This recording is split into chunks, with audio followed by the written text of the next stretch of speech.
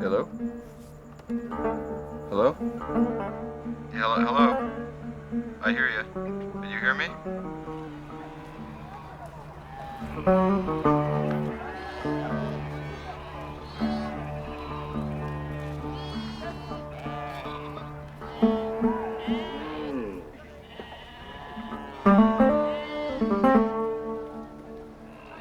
How often in your life does someone call you up and invite you to go to Timbuktu?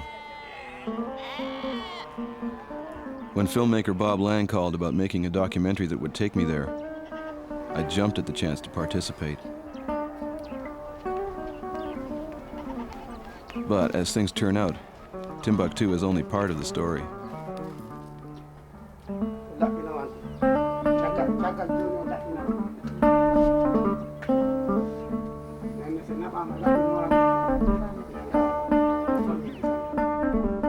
All over the planet, in more countries than you'd suspect, the soil that grows the world's food is wearing out from overuse, from deforestation, and from drought.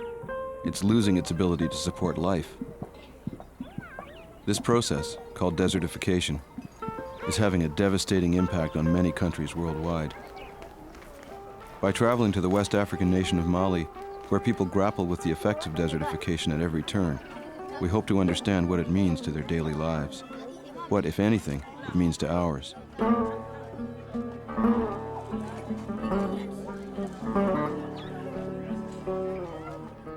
Personally, I'm also interested in what music we might come across. I've been a fan of Malian music for some time, but I'm eager for a closer contact. We start our journey in the capital city of Bamako. It's reminiscent of other third world capitals I've been in, gentler than most. Stretched along the banks of the great Niger River, Bamako is, as all cities are, a concentration of population and power. A magnet that draws those determined to find work, prosperity, connection, anonymity, something, anything, better. It's a life far removed from what we'll see in the coming weeks.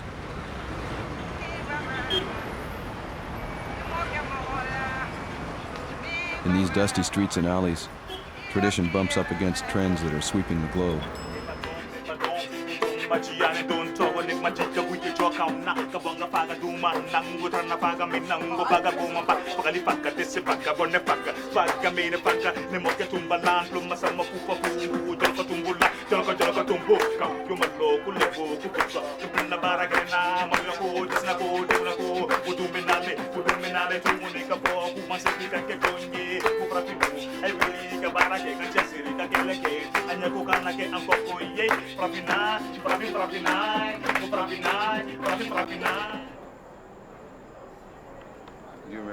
Our own homage to global trends is a satellite phone. Each night, Bob and I pull out this phone in a briefcase, point it at the stars, and call home, half a world away.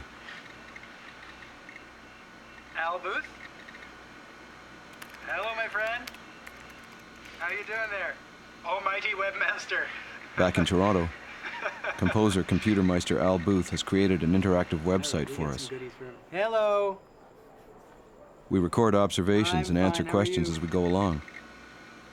A kind of cyber diary for schools and anyone else who wants to learn with us.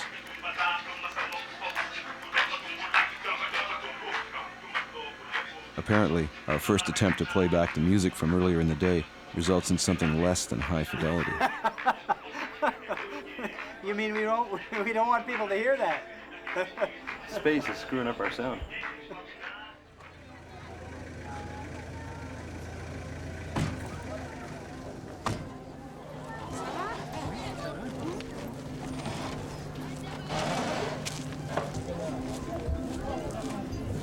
There's so much music in Mali. It's rich and varied and has its roots in the bedrock of history.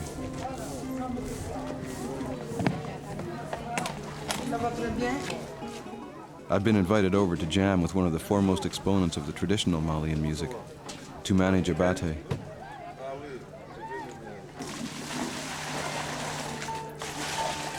He's a master of the Kora, the 21-string classical harp of West Africa.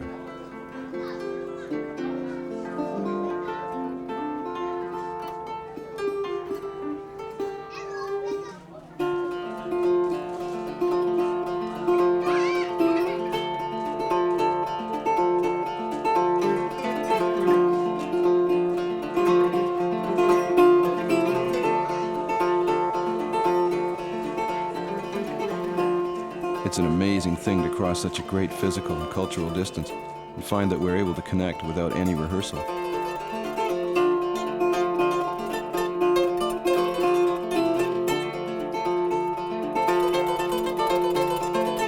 Stand on a bridge before the cavern of night, darkness alive with possibilities. Nose to this wind full of twinkling lights, trying to catch the scent of what's coming to be in this world of wonders. World of wonders. World of wonders. World of wonders.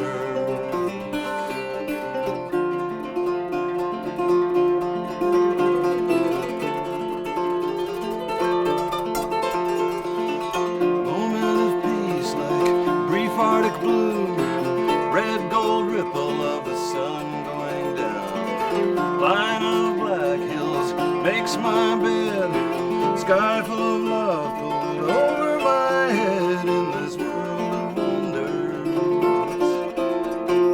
World of wonders. World of wonders. World of wonders. World of wonders. World of wonders. World of wonders. World of wonders.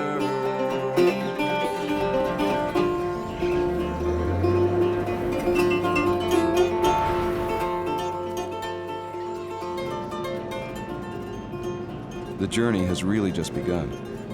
Our destination lies elsewhere, to the edge of the Sahara, to mysterious Timbuktu and beyond, deep into Dogon country, where people's lives are threatened by drought and desertification. Et dans ce cas, vous rejoignez la route à Nampala pour éviter la zone inondée. Et en ce moment, vous allez jusqu'à Gundam. Et de Gundam, vous allez The map makes it look jusqu'à easy, Gundam. but to go the 600 kilometers to Timbuktu, you drive for 2 days over roads that are frequently nothing more than barely visible tire tracks in the sand.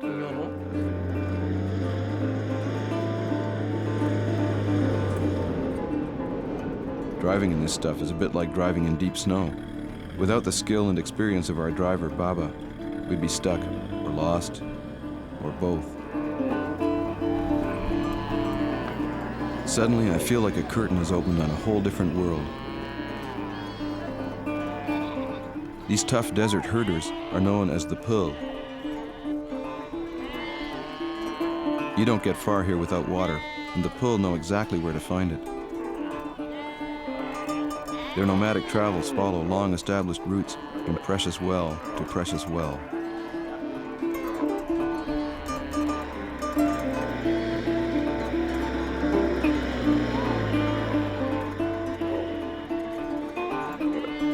Cameraman Martin and sound recordist Jan perform a delicate pas de deux while we gas up our camels.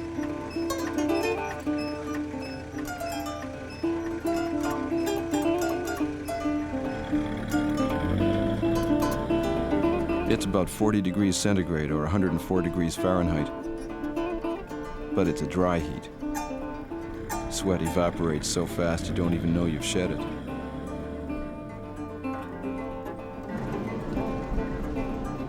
Out there in the blowing sand are the ghosts of salt caravans, of fallen empires. Mythic, once great Timbuktu. I can feel it waiting over the next dune.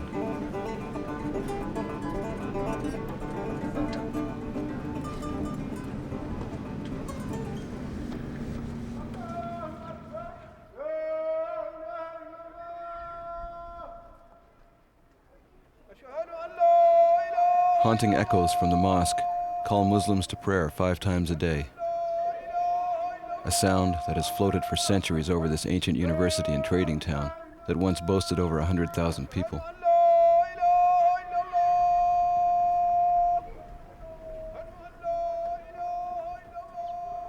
Si par exemple maintenant la saison chaude qui commence, à partir de mars, c'est déjà, il commence chaud, avril, mai, jusqu'à la saison des pluies. We meet Muhammad Ali, a local elder, near the 12th century mosque, and we get our first insight into how quickly the desert environment has expanded.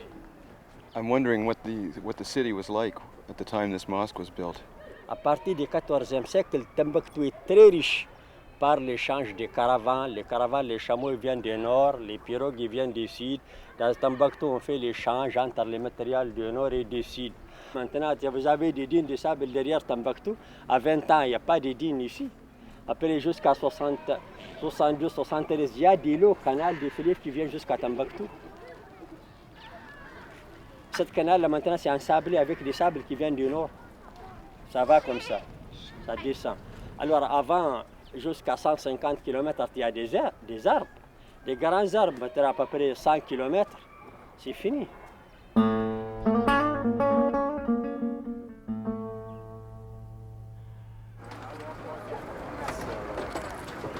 Timbuktu is a bit of a destination for the more adventuresome type of tourist. A few of them trickle in every day. These Americans have just arrived by plane from the capital. No, this is 10. It's 10,000. Oh, okay, take it back. How much?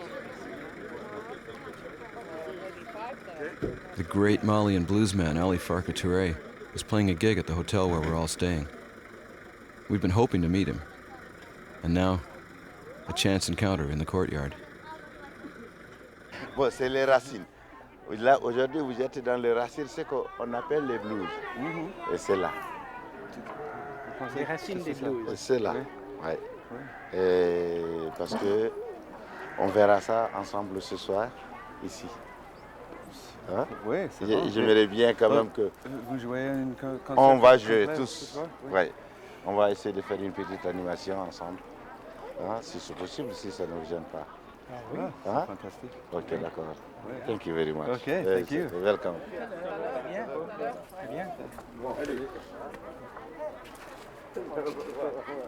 He's dressed just like John Lee Hooker, which I think is quite remarkable, and especially in the light of the fact that people compare him to John Lee. You know, his comment that this is the birthplace of the blues needs to be taken in that light, I suppose. Ça va bien.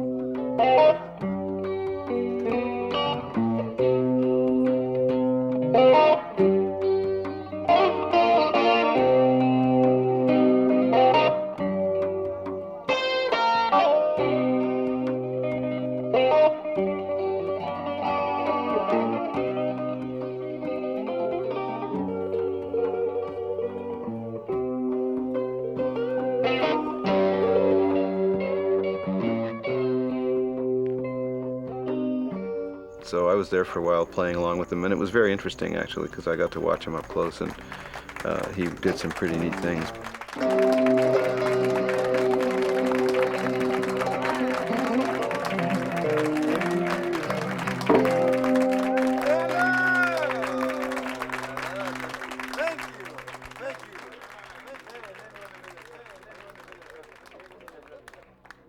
It was an interesting encounter. The first tune we played together actually worked quite well, and then after that he sort of turned up, and that was it for me.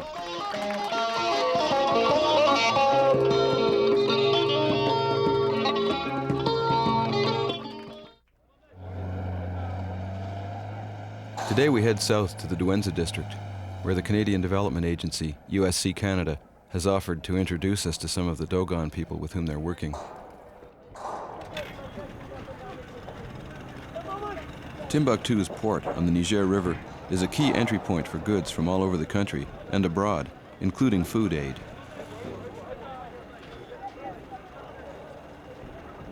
These shipments of grain have been arriving regularly for over 5 years. Beginning as much-needed short-term relief for Tuareg refugees, the U.S. United Nations donation is now expected and relied upon and is turning up for sale in Timbuktu's market. It's displacing produce from home and driving down local prices. When food aid continues after a crisis is over, it often has a negative impact on people and the economy.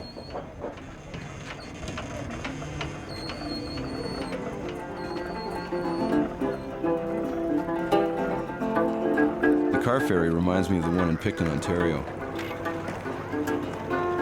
Except this ferry's diesel engine hasn't worked for years. Powered by a 35 horsepower outboard motor on a pirogue, the graceful traditional craft of the region. It's truly surreal, the sight of all this water in a country gripped by thirst. You only have to look at the shore to see how little effect the water has on this desert landscape.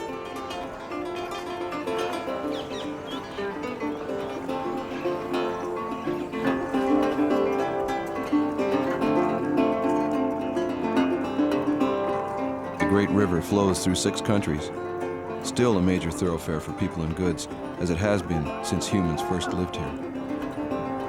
Allô? Allô? Allô? Bonjour. C'est la station Tagana. Bon, on voulait laisser un message là. Est-ce que vous pouvez aller dire à Moudbou? Attempts by our USC friend Mathieu Toure to get a message to Douenza, alerting them to our early arrival, eventually get through. Allô? More or less. Allô? We think. Go.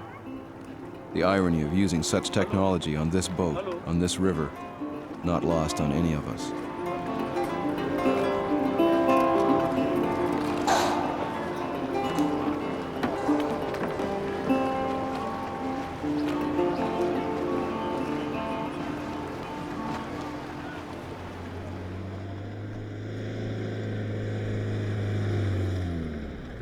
After crossing miles and miles of flat scrub, the abrupt appearance of an escarpment, in places 2,000 feet high, marks our destination. Signs of recent drought are everywhere.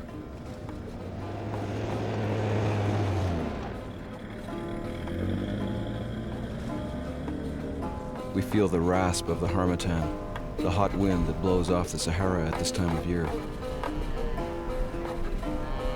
It fills the air with dust, creating a permanent haze and gusting grit into eyes and lungs. A harsh environment like this brings out the soul in people. Nasuru Sare is a Peul musician whose instrument is the ngoni. You can see where the banjo came from, even down to the frailing technique of his right hand. A detachable rattle is designed to vibrate with his playing.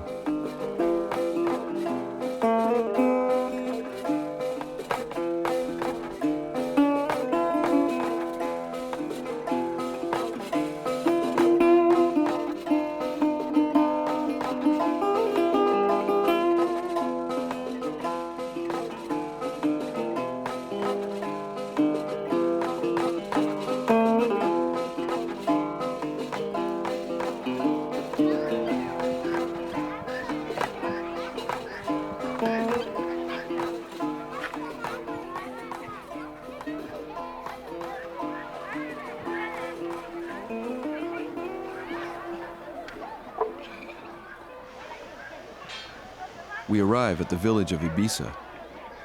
The Dogon are renowned for their architecture, and this town of 1500 is a typical design, laid out in the shape of a stylized human form, a maze of winding lanes and interconnected courtyards.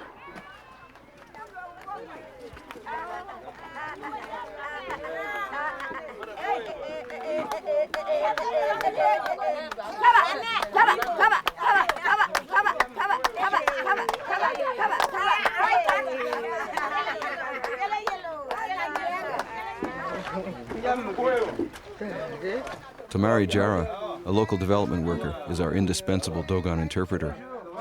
He's arranged for us to go to Chief Kunkulba's home to pay our respects and seek his permission to film in the village.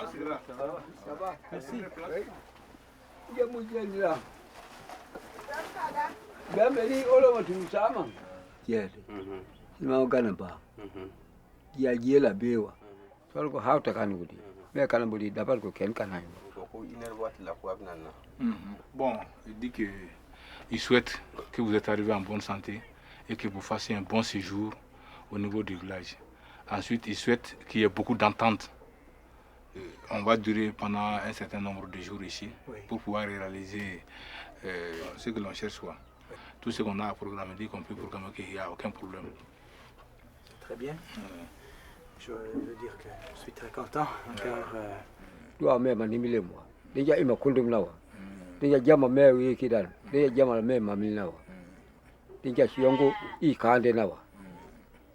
il dit que Dieu nous aide à réaliser nos vœux et que le Seigneur nous accompagne dans tout ce que nous faisons. merci encore une fois.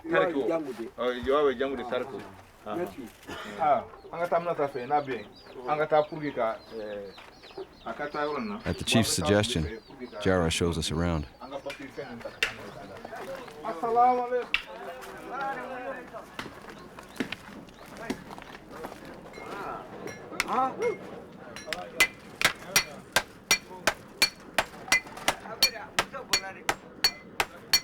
You hardly see anything here that's not homemade.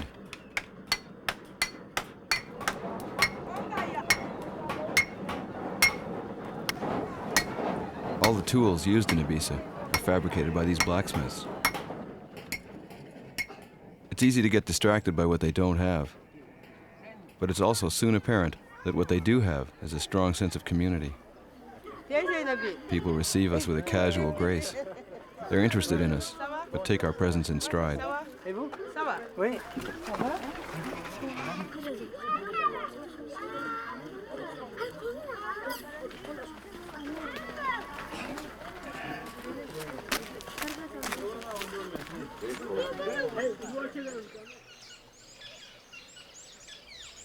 Arriving at the upper edge of town, beneath the rocky cliffs, we get a big surprise.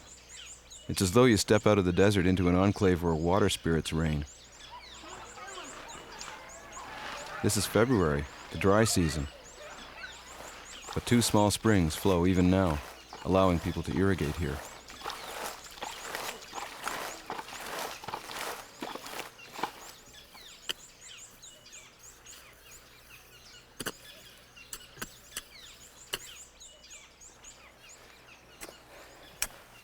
I'm introduced to Mamoudou, who is one of the few younger men that I've seen in Abisa. On a vu qu'il y a peu de jeunes dans le village. Je me demande pourquoi. Est-ce possible de l'expliquer?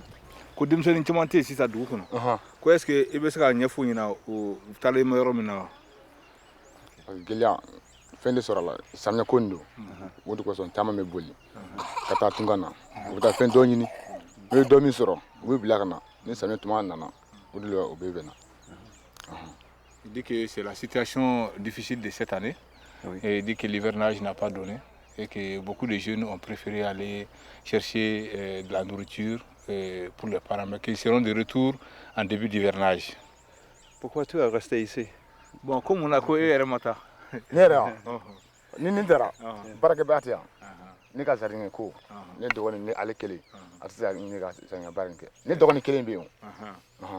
Bon, il dit que lui, il ne peut pas partir parce qu'il a un grand jardin. Donc, il peut cultiver ça. S'il cultive ce qu'il gagne là-dedans, s'il va à l'exode, il ne gagne pas dans ça. Oui. Donc, il dit que c'est pour cette raison lui, il préfère rester. C'est un beau jardin aussi.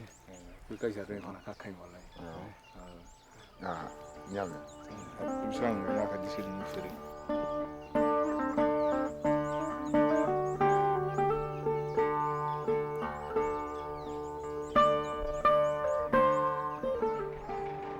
We've been hearing these references to an exodus. The exodus is the term Malians have given to the phenomenon of younger people leaving the land. There's no crop insurance here, no social safety net. With the frequency of drought increasing, many are forced to leave home for the city, other regions, or even for neighboring countries, where they'll look for paying jobs to buy food they can no longer grow. This pattern causes great social dislocation, especially when so many don't return home to resume their roles in village life.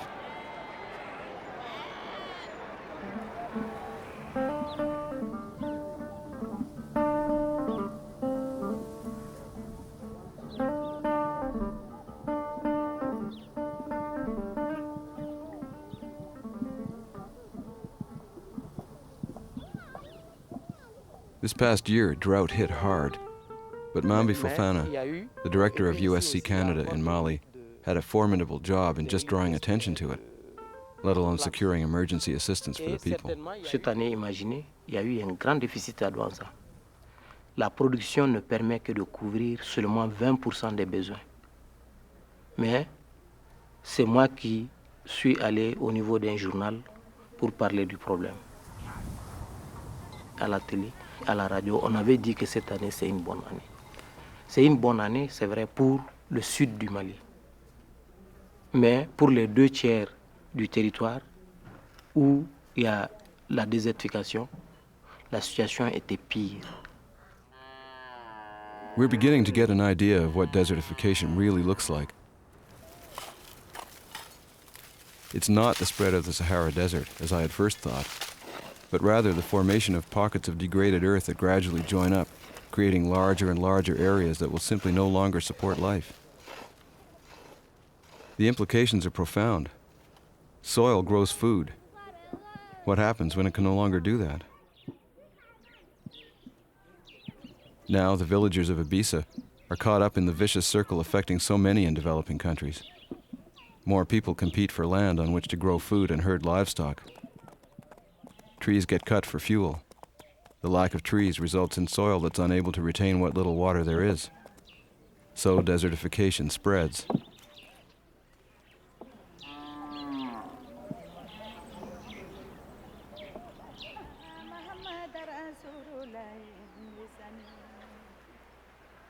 Popular Malian griot Wande Kuyate is a contemporary bard of sorts who's taken up some of the issues of rural people in song. Tungate dame de do, ngabe de nyuma de do. Tungate dame de do, ngabe de nyuma de do. Nitara tungata gadela, tungate dame tigi de do. Nikera wali jude, tungate wali jude do. Nikera wali tigi de, tungabe wali tigi de do. On the plain below Abisa, the conditions are very different from those found up by the springs.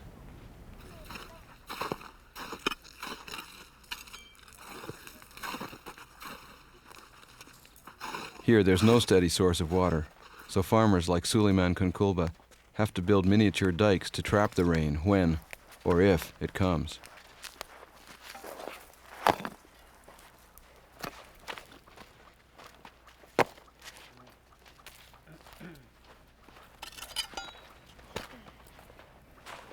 Est-ce que lui, il pense que la terre est très importante pour lui? Est-ce qu'il pourrait vivre sans la terre? Est-ce que nous ni senete e bisika bolo? Aywa. Ne dukulote. Ne rokon. Parce que nte ga ballon. Parce que nyemi soro. Wala nte baro wala sin tanye donc fo sene. Wala ne nana abba ne sama yere. Sama na yere. Ambi senega ne samnyete ne ranko na njwale mbiti. Dron fo angata baranyini yoro wera ufe note ante baro wera ani anna ko bare ay min do modo.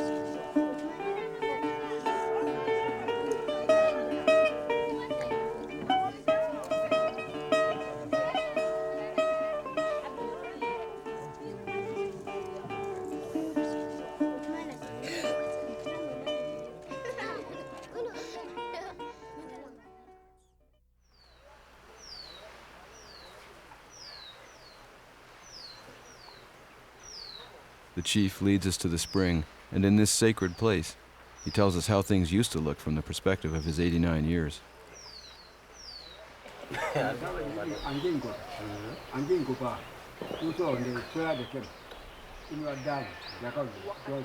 Mariam Wologam is a Dogon from a nearby town who is an agronomist working with USC Mali. As it happens, the chief is her great uncle.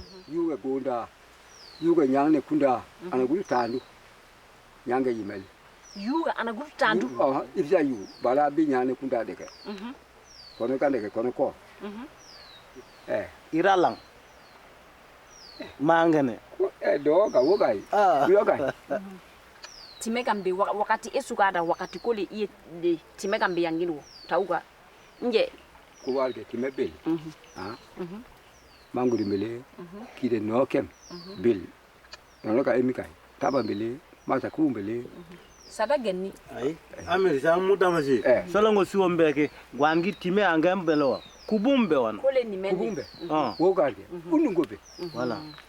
Wobarge. No kem. Segu kem. Undungobe. Hal banagene. Kem undu tumo be. Sometime around 1,000 years ago, the Dogon settled among these rocky cliffs. I'm just beginning to appreciate how complex a society it is.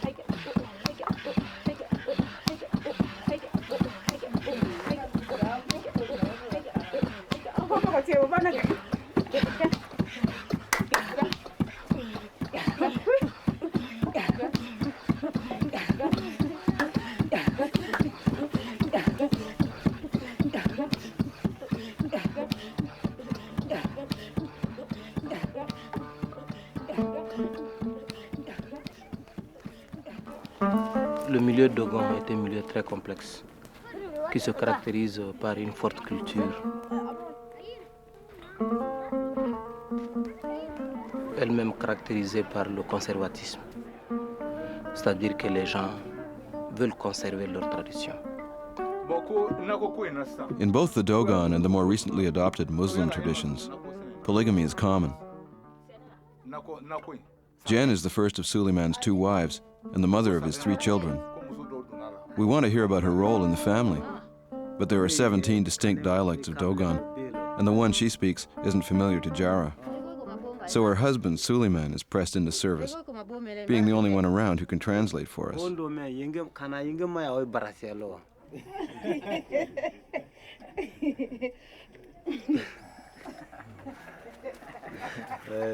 Tout ce qu'il y a comme travail à faire, le mari s'adresse à lui, pour dire que bon, il y a tel travail à faire demain.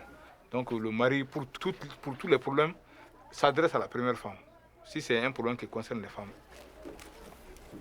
The changing role of women is altering life everywhere, and everywhere, men find that threatening. On est venu à Abisa il y a 4 ans.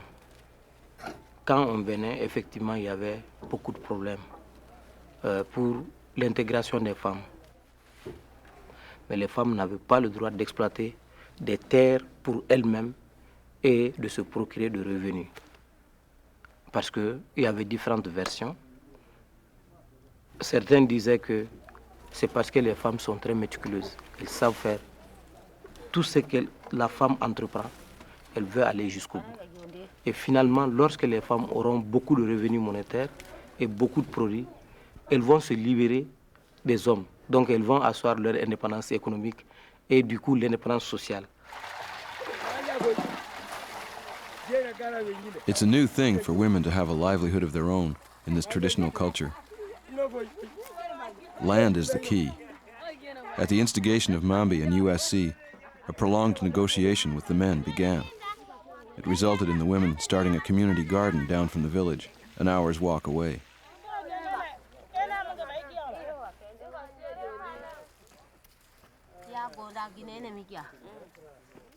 Being both university educated and unmarried, Mariam has abandoned the traditional woman's role. But she hasn't abandoned her community. She's chosen to return home to work on the front lines.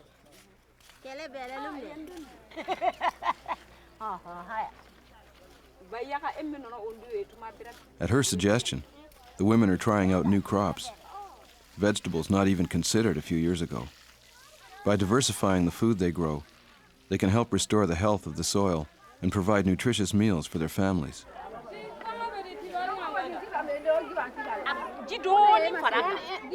In the old days, women used to cook various wild plants along with their staple grain, millet.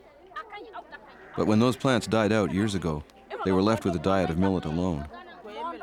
Mariam is now introducing recipes based on the traditional ones, but using the new vegetables they're growing. She knows that if the stuff doesn't taste right, they're going to lose interest.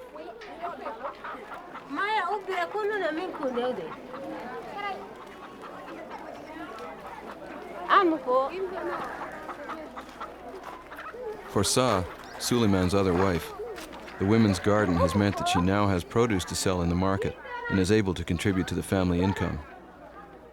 The men, who were skeptical to begin with, now see the benefits for everyone.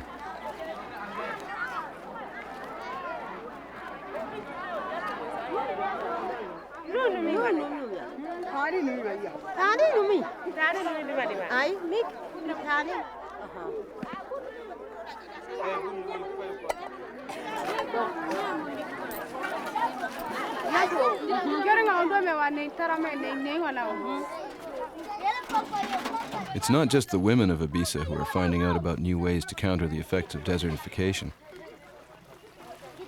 The whole community has been mobilized to plant trees, diversify their crops, and to get involved in whatever ways they can to restore their land. Their very lives are at stake.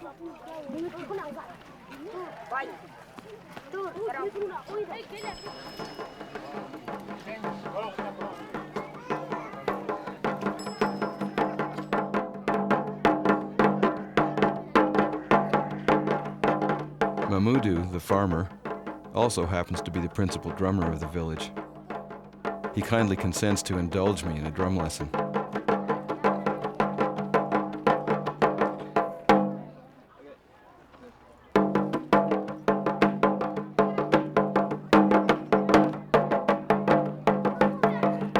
I don't think I'll be switching instruments in a hurry.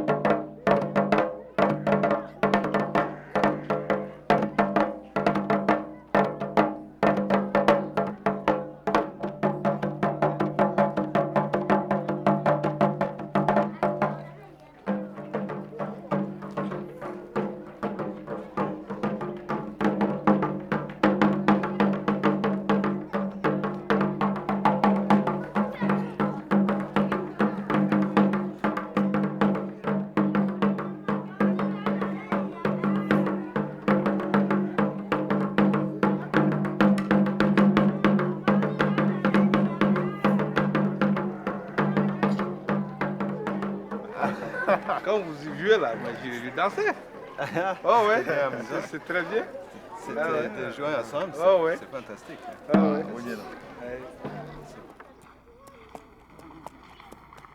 You might think nothing important could happen in a place like this, but there's something in motion here which could have profound implications anywhere human life is threatened by drought.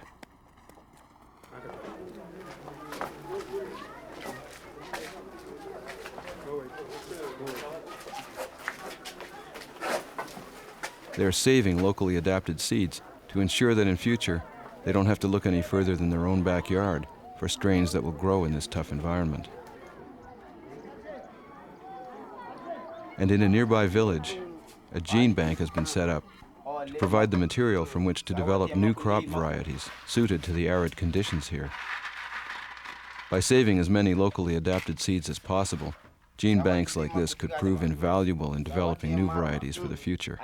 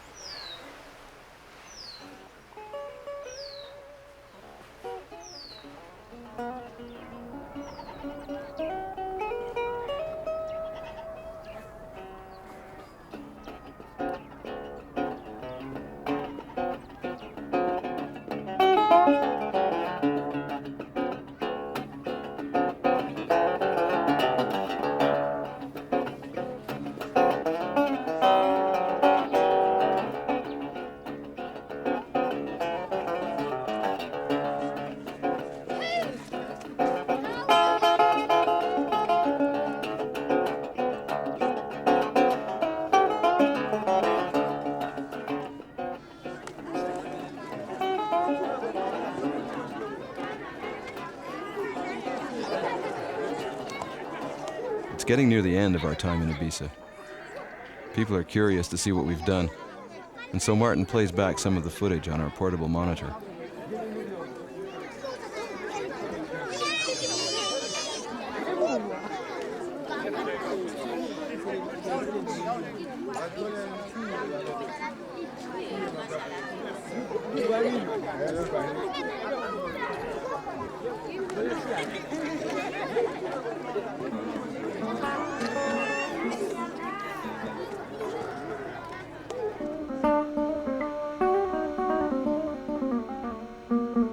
What I feel is that there's definitely room for hope. There's a lot of work to be done. I mean, for every area that one hears about or sees where there are efforts being made to stop desertification, there are lots of other areas where these efforts are not being made, or where there are things that are actively destructive still going on. So, you know, it's hard to say, but certainly there's a lot of hope among the people that we were working with, and good reason for it, because we saw, you know, living examples of situations in which people had turned it back.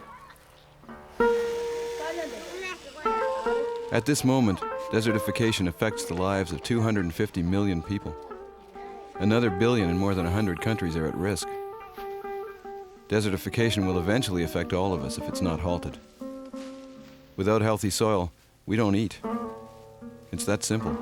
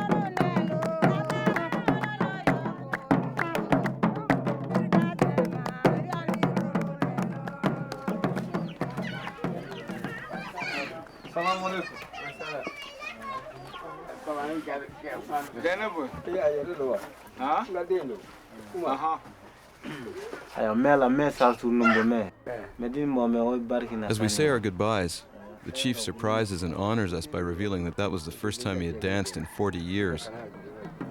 Normally, a chief doesn't do things like that. He felt that if a dance was being put on for us, he wanted to be part of it. Bon, il dit que c'est à lui de vous remercier parce que vous avez quitté jusqu'au Canada. Vous avez sauté beaucoup de villages, dépassé beaucoup de villages, vous êtes venu jusqu'à chez eux pour les faire connaître davantage. Au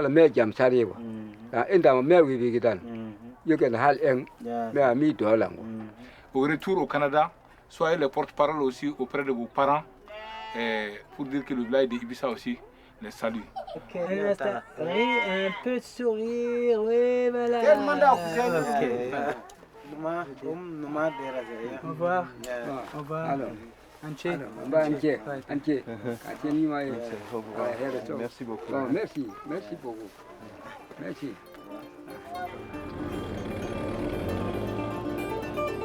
It's been an amazing trip. A glimpse of life vastly different from my own in some ways, but in others, not so different at all. These neighbors of ours, living on the edge, among their rocks and cliffs, in the eddies of their river of sand, are faced with the same balancing act as we are. How to embrace change without losing the old knowledge that brought them this far.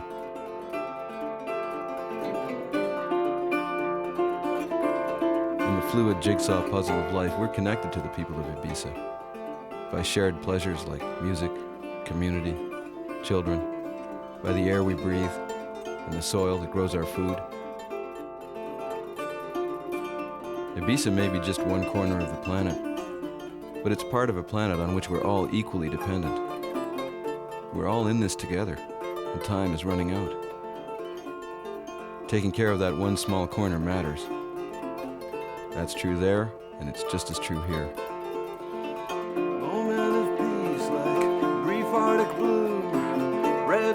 ripple of the sun going down. Line of black hills makes my bed. Sky full of love pulled over my head in this world of wonders.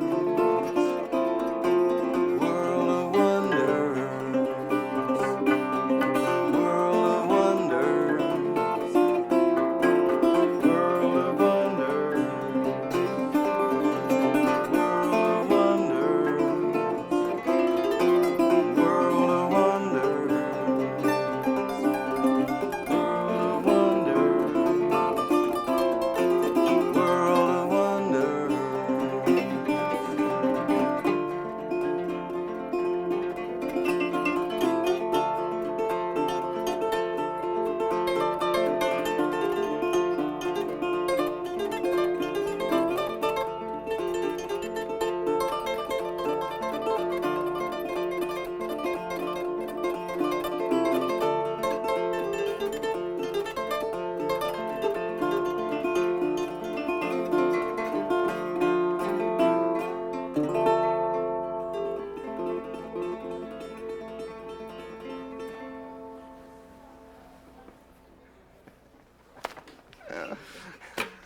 Magie. Oui, magie. Ah, yeah.